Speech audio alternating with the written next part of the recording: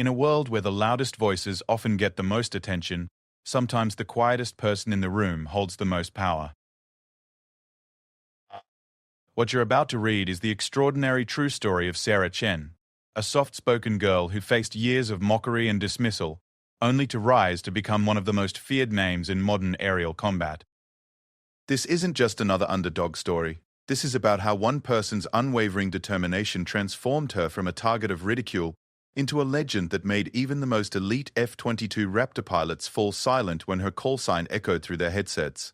The bullies who once laughed at her stutter never imagined that same voice would one day command the respect of the world's most advanced fighter pilots. They couldn't have predicted that the girl they called weird and too quiet would master technology so complex that only a handful of people on Earth could operate it at her level. And they certainly never expected that her name would become synonymous with precision, intelligence, and an almost supernatural ability to outmaneuver aircraft worth $150 million each. This is Sarah's story, a tale that proves sometimes the most powerful weapons aren't the ones that make the most noise, but the ones you never see coming. Sarah Chen sat alone at the back corner table of Lincoln Middle School's cafeteria, her lunch tray barely touched as she focused intently on the worn paperback book propped against her milk carton. Around her, the usual chaos of 12 and 13-year-olds filled the air with laughter, shouting in the constant clatter of plastic trays. But Sarah had learned to tune it all out, creating an invisible bubble of silence around herself. She had always been different. While other kids her age were obsessing over pop stars and video games, Sarah found herself drawn to the technical manuals her father brought home from his job at the local aerospace manufacturing plant. Her bedroom walls weren't covered with posters of celebrities, but with detailed diagrams of aircraft engines, satellite systems, and complex mathematical equations she'd copied from library books on aerodynamics. The book she was reading today was about the history of radar technology, checked out from the adult section of the public library using her mother's card. The librarian had given her strange looks, but Sarah didn't care. She was fascinated by how invisible waves could paint pictures in the sky, tracking objects moving at impossible speeds across vast distances. "Look, it's the weird girl again," came a voice from behind her. Sarah's shoulders tensed, but she didn't turn around. She recognized the voice immediately. Jessica Martinez, one of the most popular girls in 8th grade, surrounded as always by her group of followers. "What are you reading now, freak? Another one of those boring science books?" Jessica's voice grew louder, clearly intended to draw attention from nearby tables. "Don't you have any friends to sit with?" Sarah's grip tightened on her book, but she remained silent. She had learned that responding only made things worse. Jessica and her friends had been targeting her for months now, ever since Sarah had been moved up to advanced mathematics classes with the high school students. Her teachers called her gifted, but her classmates had other words for it. "I bet she's reading about how to build bombs or something." One of Jessica's friends, Amanda, chimed in with a cruel laugh. "She's probably going to blow up the school." Sarah's face flushed red, and she finally looked up from her book. Her voice came out as barely a whisper, with the slight stutter that always emerged when she was nervous. It's about radar systems, how they work in airplanes." The girls burst into laughter. "Oh my God, she actually talks," Jessica exclaimed mockingly. "And listen to her stutter. What are you going to do, become a pilot? Girls can't fly fighter jets, weirdo." Sarah's jaw clenched. She wanted to tell them that they were wrong, that women had been flying military aircraft for decades, that there were female pilots doing incredible things in the Air Force right now. But the words stuck in her throat, trapped by years of being told she was too quiet, too strange, too different. Instead, she gathered her things and walked away, their laughter following her down the hallway. But as she walked, something hardened inside her chest, a quiet determination that would prove more powerful than any of them could imagine. At home that evening, Sarah sat at her desk, working through advanced calculus problems she'd found online. Her parents, both immigrants from Taiwan who had worked tirelessly to build a life in America, had always encouraged her academic pursuits. Her father, David, was an engineer who specialized in avionics systems, while her mother, Lynn, was a software programmer for a defense contractor. "How was school today, sweetheart?" her mother asked, appearing in the doorway with a cup of tea. Sarah looked up from her equations, her pencil marks covering several sheets of graph paper with precise calculations. "Fine," she lied, not wanting to worry her parents with stories of the daily torment she faced. But Lin Shen was perceptive. She had noticed her daughter becoming increasingly withdrawn over the past year, spending more and more time alone in her room with her books and computers. "Sarah, you know you can tell me if something is bothering you." Sarah hesitated, then put down her pencil. Mom, do you think it's weird that I like studying aerospace engineering? The kids at school think I'm strange. Lynn sat down on the edge of Sarah's bed, choosing her words carefully. You know, when I was your age in Taiwan, people told me that girls shouldn't study computers. They said it was a man's field, and that I would never succeed. She paused, looking at the complex equations covering her daughter's desk. But I knew that what I loved was worth fighting for. And look at me now. But what if they're right? What if I'm just kidding myself about being able to work with aircraft systems? Her father appeared in the doorway, having overheard the conversation. David Chen had been working on classified projects for most of Sarah's life, though he couldn't discuss the details at home. What he could share was his passionate belief in the power of aviation technology to change the world. Sarah, he said, pulling up a chair beside her desk, let me tell you something about the people I work with. The best engineers, the ones who design the most advanced systems in the world, they're not the ones who were popular in school. They're the ones who spent their lunch breaks reading technical manuals while everyone else was gossiping. He picked up one of her calculation sheets, studying the complex formulas she'd been working through. This is graduate-level work, Sarah. You're 13 years old, and you're already thinking at a level that most adults never reach. Sarah felt a warmth spread through her chest, but the doubt remained. That I can barely talk to people without stuttering. How am I supposed to work in a field where you have to communicate with teams of people? Communication comes in many forms, her mother said gently. Sometimes the most important conversations happen between a person and a machine, or between a person and the sky itself. That night, Sarah lay in bed staring at the ceiling, her parents' words echoing in her mind. She thought about Jessica and her friends, about their cruel laughter and their certainty that she would never amount to anything. But she also thought about the radar systems she'd been reading about, the incredible complexity of tracking multiple targets moving at supersonic speeds, the split-second calculations required to paint an accurate picture of a three-dimensional battlefield. She made a decision that night, one that would shape the rest of her life. She would prove them wrong, not with words but with actions. She would become so good at what she loved that no one would be able to dismiss her anymore. The next morning, Sarah walked into school with a new sense of purpose. When Jessica and her friends started their usual taunts at lunch, Sarah didn't shrink away. Instead, she looked Jessica directly in the eyes and spoke clearly without stuttering. You're right, she said simply. I am different, and I'm going to use that difference to do things you can't even imagine. The unexpected response caught Jessica off guard. She had been expecting the usual stammered retreat, not this quiet confidence. Whatever, freak, she muttered, but there was less venom in it than usual. Sarah returned to her book, but something had changed. The words on the page seemed clearer now, the technical concepts more accessible. She was no longer reading to escape from the world around her. She was reading to prepare for the world she was going to create. Over the following months, Sarah threw herself into her studies with an intensity that amazed even her parents. She completed her high school mathematics requirements through correspondence courses, moving on to college-level physics and engineering principles. Her bedroom became a laboratory filled with electronic components, programming textbooks, and detailed models of aircraft systems she built from scratch. She discovered online forums where aerospace engineers and military personnel discussed the latest developments in aviation technology. Using a screen name that revealed nothing about her age or gender, Sarah began participating in these discussions, offering insights that impressed professionals with decades of experience. One forum member, someone with the handle RaptorLead, seemed particularly knowledgeable about fighter aircraft systems. Through their exchanges, Sarah learned about the incredible complexity of modern air combat, where battles were won and lost in microseconds by pilots who could process vast amounts of information while pulling G-forces that would knock most people unconscious. The future of air combat isn't just about having the fastest plane or the biggest gun. RaptorLead wrote in one discussion thread. It's about information processing, about being able to see the entire battlefield and make decisions faster than your opponent. The pilot who can think 3 steps ahead while managing dozens of electronic systems simultaneously, that's the pilot who survives and wins. Sarah read these words over and over, feeling something click into place in her mind. This wasn't just about flying aircraft. This was about becoming part of a complex technological ecosystem, about human and machine working together to achieve something neither could accomplish alone. She began to understand that her social awkwardness, her preference for technical systems over small talk, her ability to focus intensely on complex problems while ignoring distractions, these weren't weaknesses to be overcome. They were strengths to be developed. By the time Sarah entered high school, she had already completed most of her core academic requirements through advanced placement and correspondence courses. This freed her up to focus on specialized programs that most students couldn't access until college. She joined the school's robotics team, where her programming skills and systems thinking quickly made her indispensable.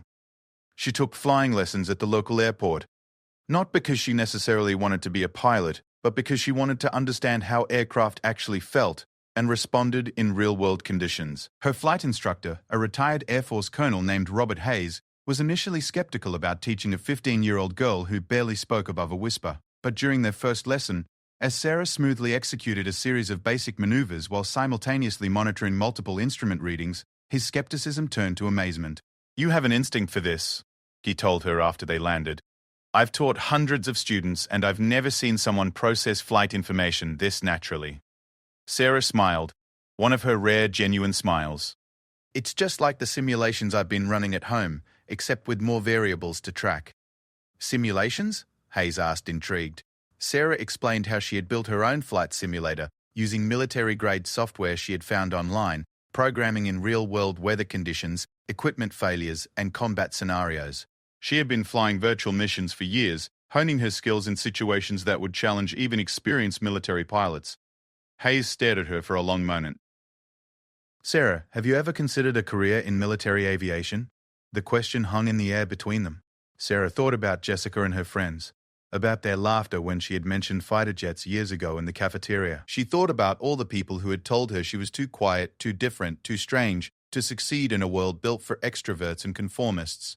"Yes," she said quietly, but with absolute certainty. "Yes, I have." As her junior year progressed, Sarah began researching military academies and ROTC programs.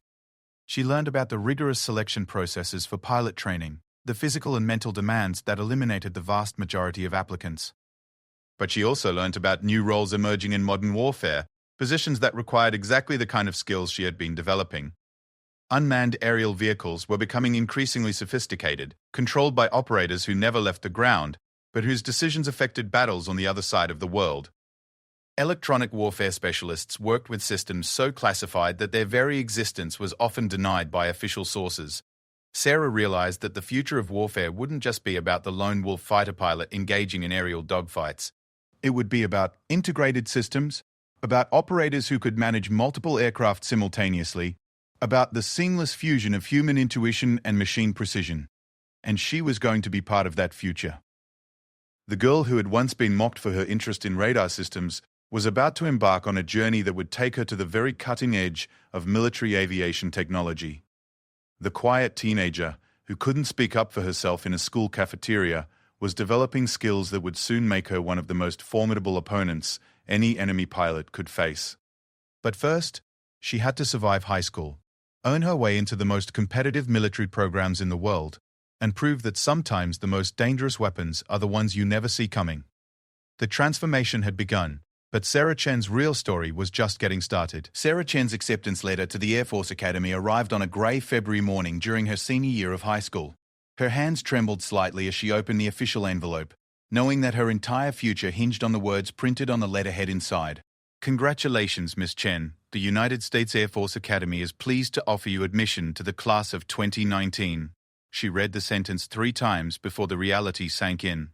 She had done it, despite her quiet nature, despite years of being told she didn't fit in, despite the guidance counselor who had suggested she might be better suited for a traditional college experience. She had earned her place among the most elite military training programs in the world. Her parents found her sitting at the kitchen table, staring at the letter with tears streaming down her face. For a moment, they feared the worst. "Sarah, what happened?" her mother asked, rushing to her side. Sarah looked up, and for the first time in years, her smile was radiant. "I got in, Mom. I'm going to be an Air Force officer." The celebration was quiet but profound. David Chen called in sick to work for the first time in 3 years, and the family spent the day looking up everything they could about life at the academy. Sarah felt a mix of excitement and terror as she read about the grueling training, the academic challenges, and the strict military discipline that would define the next 4 years of her life. But beneath the fear was something stronger, a burning determination to prove that the quiet girl from Lincoln Middle School belonged among the future leaders of American air power. 5 months later, Sarah stood in formation with 1,200 other new cadets on the marble terrazzo of the Academy's central courtyard. The summer heat in Colorado Springs was brutal, and sweat dripped down her face as she listened to the welcoming speech from the commandant of cadets. "Look to your left," the colonel commanded. "Look to your right. Statistically, one of you will not graduate." The Air Force Academy doesn't just build officers. It builds leaders who will be entrusted with the most advanced and lethal weapon systems on Earth. "We will push you to your limits and beyond, because the enemies of freedom will show you no mercy." Sarah felt a chill despite the heat. Around her, she could see her classmates, many of them star athletes, valedictorians, and student body presidents who had never failed at anything in their lives. She wondered if she had made a terrible mistake. The first few weeks of basic cadet training were a nightmare of physical conditioning, military drill, and constant evaluation. Sarah struggled with some of the physical requirements, particularly the upper body strength tests that came naturally to many of her male classmates. Her quiet nature, which had been a refuge in high school, made her a target for the upperclassmen, whose job it was to break down civilian attitudes and rebuild them into military bearing. "Cadet Chen!" shouted a second-year cadet during a particularly brutal inspection. "Why are you here? What makes you think you belong with these future warriors?" Sarah stood at attention, her voice barely audible. "Sir, I want to serve my country and work with advanced aviation systems, sir." "I can't hear you," the upperclassman yelled. "Are you going to whisper commands to your troops in combat? Are you going to politely ask enemy aircraft to please stop shooting at you?" The humiliation was intense, but something inside Sarah refused to break. Each night, as her classmates complained about the treatment or considered quitting, Sarah wrote in her journal about the technical systems she hoped to master, the missions she wanted to fly, the difference she intended to make. Her breakthrough came during the third week of training. In an unexpected way, the cadets were participating in a complex navigation exercise using only map, compass, and basic radio equipment. Teams were scattered across thousands of acres of rough terrain, with the mission to locate specific coordinates while maintaining communication with base operations. Most teams struggled with the technical aspects of the exercise. Radio protocols were confusing, navigation was difficult in the mountainous terrain, and the pressure of time limits led to mistakes and panic. But Sarah found herself in her element, for the first time since arriving at the academy. While her teammates argued about their position, Sarah calmly plotted their course using triangulation techniques she had studied on her own. When their radio malfunctioned, she quickly diagnosed the problem and had them back in communication within minutes. When another team became lost and began broadcasting emergency signals, Sarah used direction-finding techniques to pinpoint their location and coordinated their rescue. Her team completed the exercise in record time. But more importantly, Sarah's quiet competence under pressure had been noticed by the evaluating officers. That evening, she was called to meet with Major Patricia Williams, one of the few female instructors at the academy. "Cadet Chen," Major Williams began, "your performance today was exceptional. Your teammates said you handled that radio equipment like you'd been using it for years." Sarah sat at attention, unsure how to respond. "Thank you, ma'am. I've studied radio systems as a hobby since middle school." Major Williams leaned back in her chair, studying Sarah carefully. "Tell me about this hobby." For the next hour, Sarah found herself describing her years of self-study, her online interactions with aerospace professionals, her flight training, and her dream of working with the most advanced aircraft systems in the Air Force inventory. As she spoke, her voice grew stronger and more confident, the stutter that had plagued her in stressful social situations completely absent when discussing technical subjects. "Cadet Chen," Major Williams said when Sarah finished, "have you heard of the RPA program?" Sarah's heart jumped. RPA stood for Remotely Piloted Aircraft, the military's term for drone operations. She had read everything she could find about the program, knowing that it represented the future of air combat operations. "Yes, ma'am, but I understood that the selection process was extremely competitive." "It is," Major Williams confirmed. "The program requires officers who can think in 3 dimensions while managing multiple data streams simultaneously. They need people who can make split-second decisions based on information coming from sensors, intelligence reports, weather data, and friendly force positions. They need operators who can work for hours in isolation, maintaining perfect concentration while lives hang in the balance." She paused, looking directly at Sarah. "They need people like you." That conversation changed everything for Sarah. She still struggled with some aspects of academy life, the social pressures, the constant evaluation, the need to project confidence even when she felt uncertain. But now she had a clear goal, a path forward that matched her unique combination of skills and interests. She threw herself into her studies with renewed intensity. While her classmates focused on the required curriculum, Sarah sought out advanced courses in electronic warfare, satellite communications, and artificial intelligence applications in military systems. She volunteered for every training exercise involving unmanned systems, quickly becoming known as the cadet who could make any piece of electronic equipment work properly. Her reputation began to spread beyond the cadet wing. During her second year, she was selected for a summer internship at Creech Air Force Base in Nevada, the headquarters of American drone operations. For 8 weeks, she worked alongside active-duty RPA pilots and sensor operators, learning about real-world missions that she couldn't discuss even with her academy classmates. The experience was transformative. Sarah watched as operators her own age conducted surveillance missions over hostile territory, provided close air support to troops in contact with enemy forces, and eliminated high-value targets with precision that would have been impossible just a decade earlier. These weren't video games. They were life-and-death operations where mistakes cost lives and success saved them. "You've got something special, cadet," said Captain Mark Rodriguez, one of the senior pilots who had taken Sarah under his wing. "I've been flying RPAs for 5 years, and I've never seen anyone pick up the systems integration as quickly as you have." Sarah was operating a training simulator, managing feeds from multiple cameras while tracking several aircraft and coordinating with simulated ground forces. To the observers, it looked effortless, but Sarah was processing information streams that would overwhelm most experienced operators. "It's like a puzzle," she explained. "Each piece of information has a specific relationship to every other piece. Once you understand those relationships, you can see the whole picture, instead of just individual data points." Captain Rodriguez shook his head in amazement. Most people never develop that kind of systems thinking, even after years of experience. "You're going to be dangerous when you get your wings." Returning to the academy for her junior year, Sarah found that her confidence had grown tremendously. The shy teenager who had been intimidated by her classmates was becoming a young woman who understood her own value and potential. She still preferred technical discussions to social small talk, but she no longer saw this as a weakness. Her academic performance was exceptional, particularly in courses related to aerospace engineering and military strategy, but it was her performance in the flight training program that really set her apart from her classmates. Sarah had chosen to pursue pilot training, even though she intended to specialize in unmanned systems. The academy required all cadets interested in aviation careers to complete basic flight training, and Sarah saw it as an opportunity to understand the pilot's perspective on air combat. Her flight instructor was Colonel James Morrison, a veteran F-16 pilot with over 2,000 combat hours. He had trained hundreds of cadets over his career and prided himself on his ability to identify which students had the right stuff for military aviation. Sarah's first flight was scheduled for a clear morning in October. As they completed their pre-flight inspection, Colonel Morrison noticed something unusual about his students' approach to the aircraft. "Most new students are either terrified or overconfident," he explained to Sarah as they strapped in. "You seem remarkably calm." Sarah adjusted her headset and began running through the pre-flight checklist with methodical precision. "I've been preparing for this for a long time, sir." What Colonel Morrison witnessed over the next hour redefined his understanding of natural flying ability.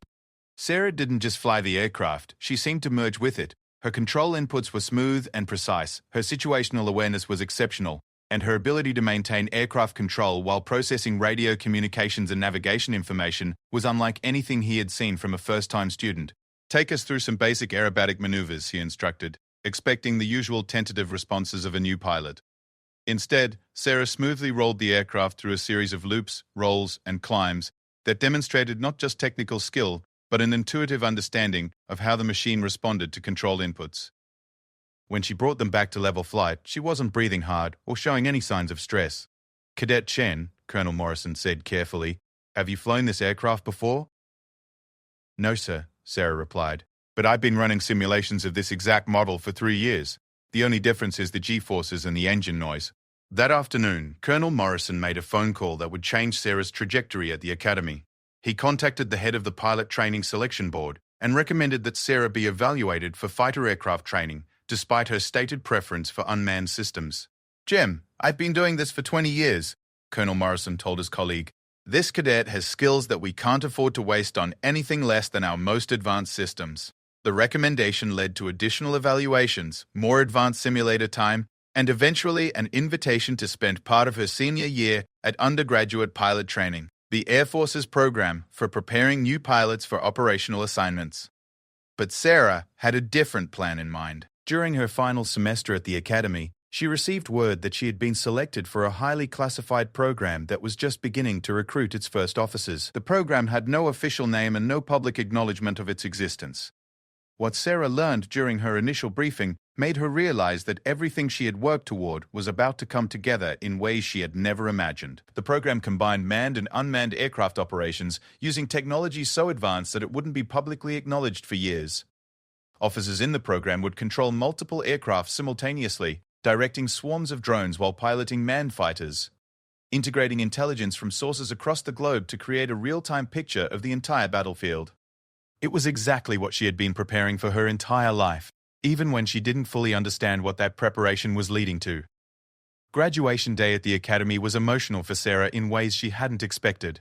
As she stood with her classmates receiving her commission as a second lieutenant in the United States Air Force, she thought about the journey that had brought her to this moment.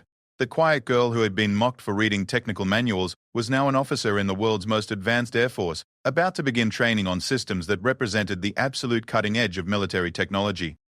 Her parents were in the audience, their pride evident despite their attempts to maintain military bearing during the ceremony. Jessica Martinez from middle school was also there. Having graduated from high school and enlisted as an Air Force technician, she approached Sarah after the ceremony.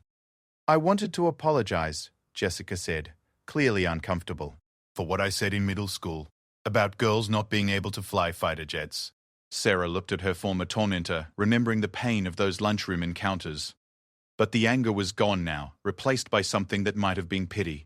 "Thank you," Sarah said simply. "But you were wrong about something else too. I'm not going to fly fighter jets." Jessica looked confused. "You're not?" Sarah's smile was enigmatic.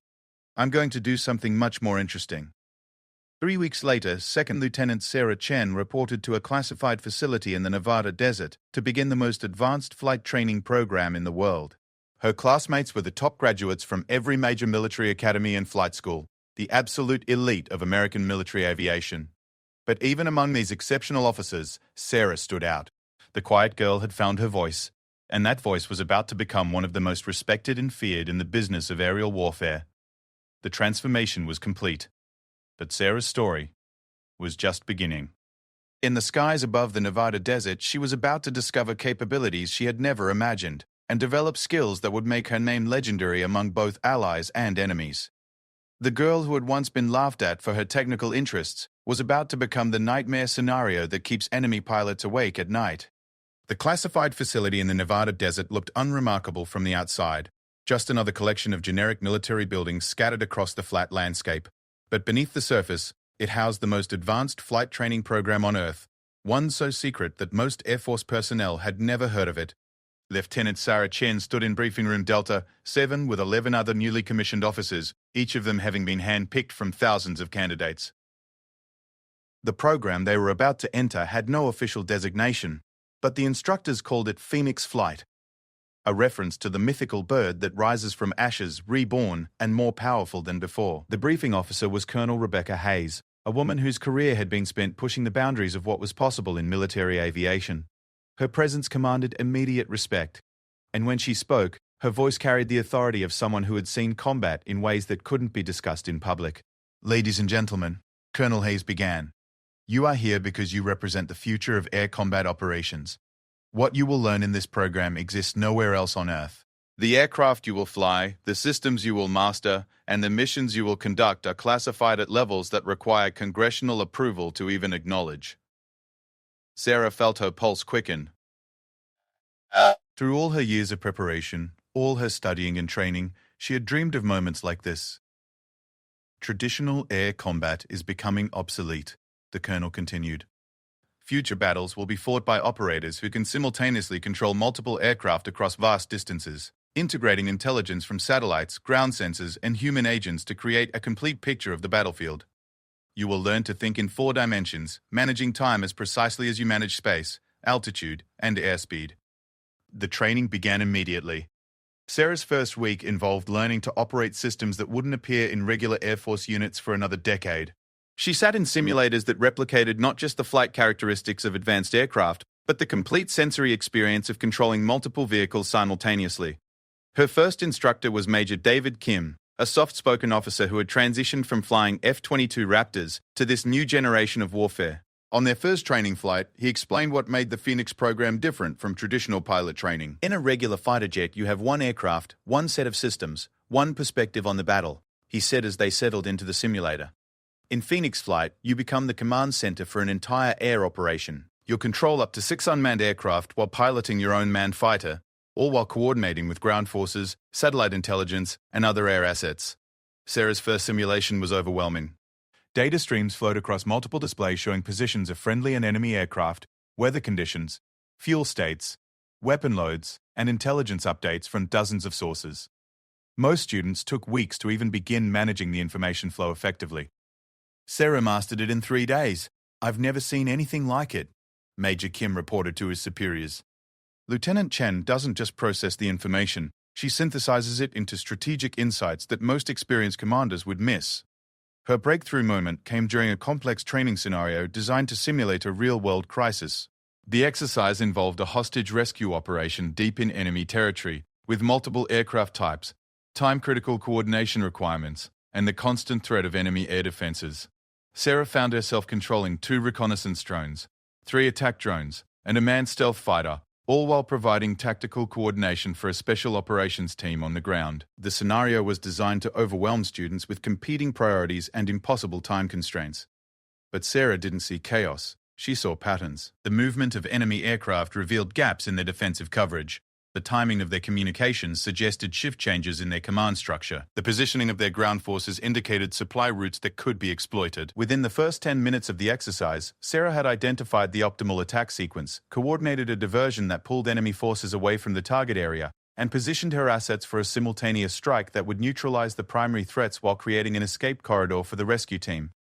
The exercise concluded with a flawless mission execution and 0 friendly casualties. Sarah's performance was so exceptional that the simulation was reviewed by senior officers who initially suspected there had been some kind of error or cheating. There wasn't. Sarah had simply approached the problem with a level of systems thinking that redefined what the instructors thought was possible for a new student. Word of her capabilities began to spread through the classified military aviation community.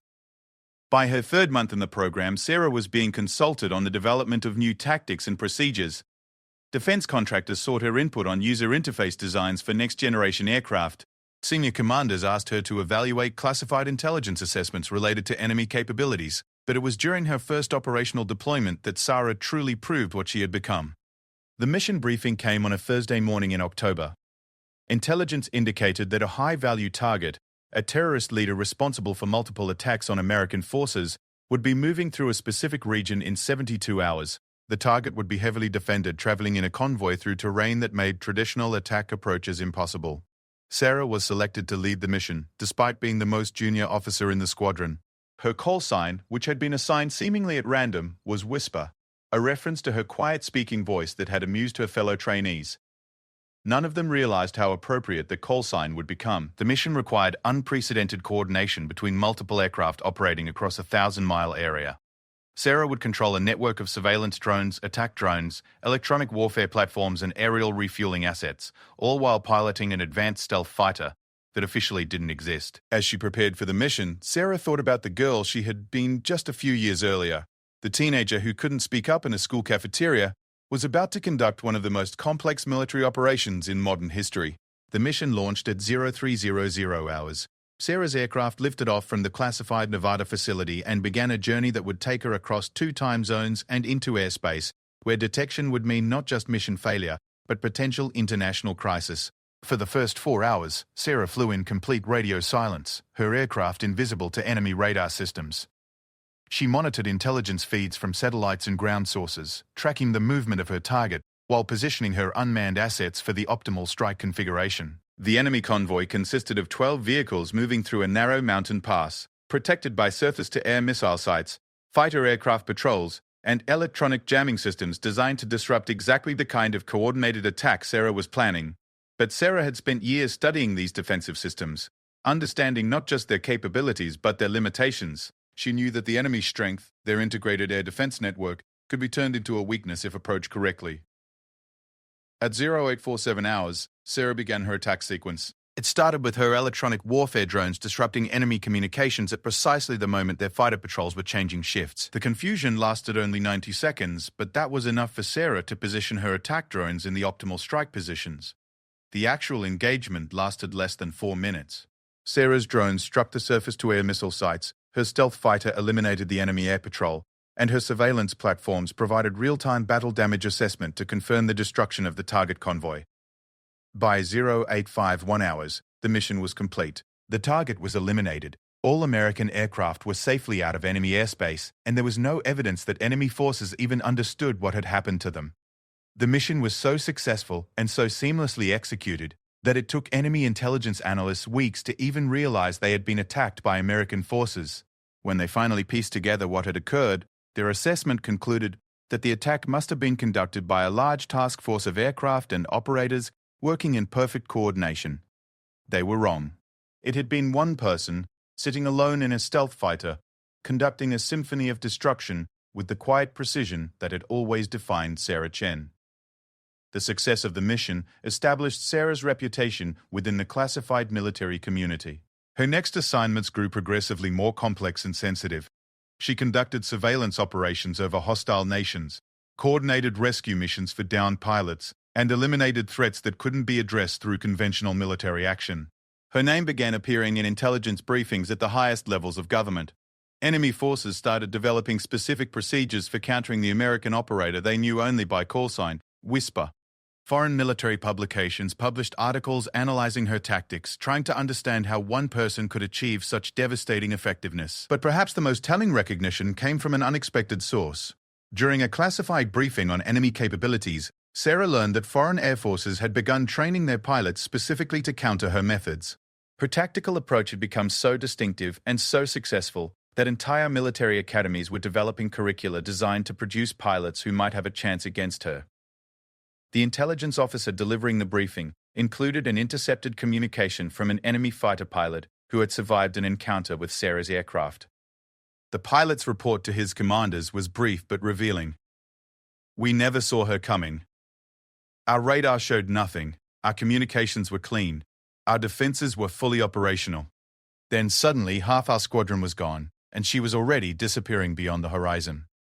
It was like fighting a ghost." Sarah smiled when she heard that report. A ghost. That was exactly what she had become. The quiet girl who had once been invisible in a school cafeteria had learned to become invisible in the skies, a phantom who could strike anywhere and vanish without a trace. 3 years after beginning the Phoenix program, Captain Sarah Chen received orders that took her to the Pentagon for a meeting that would reshape her understanding of her role in American defense strategy. In a briefing room deep beneath the famous five-sided building, she met with generals and admirals whose names were household words, intelligence officials whose existence was classified, and defense contractors whose technologies were changing the nature of warfare itself.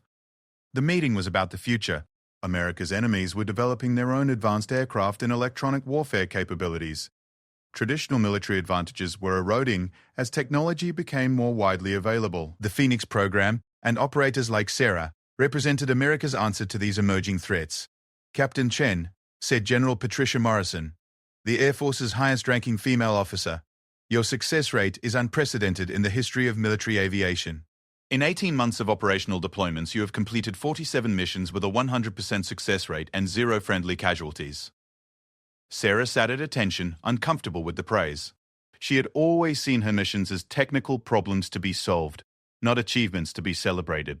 "More importantly," the general continued, "your tactical innovations have been adopted as standard procedures across multiple military branches. The coordination protocols you developed are being taught at every advanced flight training facility in the military." The meeting concluded with Sarah receiving her next assignment, command of an entire Phoenix squadron. Making her the youngest officer ever to lead such an elite unit, she would be responsible for training the next generation of operators, sharing the knowledge and skills she had developed through years of quiet study and relentless practice. As Sarah left the Pentagon that day, she thought about the journey that had brought her to this moment. The technical manuals she had read as a lonely middle schooler had prepared her for systems that didn't exist when she was learning to fly. The flight simulator she had built in her bedroom had taught her principles she was now using to revolutionize military aviation. The cruel taunts from Jessica Martinez and her friends had driven her to prove capabilities that even she hadn't fully understood at the time. That evening, Sarah called her parents from her hotel room in Washington, D.C. Her father answered, and she could hear the pride in his voice as she described her new assignment. "I always knew you were destined for something special," David Chen said, "but I never imagined it would be anything like this." "Dad," Sarah said, looking out her window at the lights of the nation's capital, "remember when you told me that the best engineers were the ones who spent their lunch breaks reading technical manuals while everyone else was gossiping?" "I remember. You were right." But you left out the most important part. What's that? Sarah smiled, thinking about the squadron of elite pilots she would soon be training, the missions she would plan and execute, the enemies who had learned to fear a call sign they associated with sudden, inexplicable defeat. The best engineers don't just read about the technology, they become the technology. They don't just understand the systems, they become part of the systems. 6 months later, Sarah stood in front of a classroom filled with the most elite military pilots in the world. F-22 Raptor pilots with hundreds of combat hours. Naval aviators who had landed on aircraft carriers in conditions that would terrify most people. Special operations pilots who had flown missions that would never appear in any official record. They were all here to learn from her. "My name is Colonel Sarah Chen," she began, her voice clear and confident in a way that would have amazed her middle school teachers. "My call sign is Whisper. For the next 6 months, I'm going to teach you how to become invisible." The transformation that had begun with a quiet girl reading radar manuals in a school cafeteria was complete. Sarah Chen had become exactly what she had always been destined to be, not just a pilot, not just an operator, but something entirely new. She was the synthesis of human intuition and machine precision. The evolution of warfare itself made manifest in one person who had learned to turn her greatest perceived weakness into her most devastating strength. In the skies above the Nevada desert, the legend of Whisper continued to grow. Enemy pilots still woke up in cold sweats after dreams of an adversary they could never see coming. Allied commanders competed for access to her tactical expertise. Defense contractors reverse-engineered her methods to develop the next generation of military systems. But perhaps the most satisfying moment came when Sarah received a letter forwarded through military channels. It was from Jessica Martinez, now a staff sergeant working in Air Force communications. "Sarah," the letter read, "I've been hearing stories about someone with your name doing incredible things in the Air Force. If that's you, I wanted to say that I always knew you were going to do something amazing. I'm sorry I wasn't smart enough to see it back in middle school." Sarah smiled as she read the letter, then filed it away with the dozens of commendations, classified briefings, and technical manuals that filled her office. Jessica meant well, but she was wrong about one thing. Sarah hadn't become amazing. She had always been amazing. She had just finally found the right stage on which to demonstrate it. The quiet girl who had once hidden in the back corner of a school cafeteria was now the most feared name in modern aerial combat. And the best part was that most of her enemies would never even know what hit them. In the invisible war fought in frequencies and dimensions that most people couldn't even imagine, Whisper had become the deadliest weapon in America's arsenal. And she was just getting started. They laughed at the quiet girl. Moments later, F-22 pilots fell silent at her name.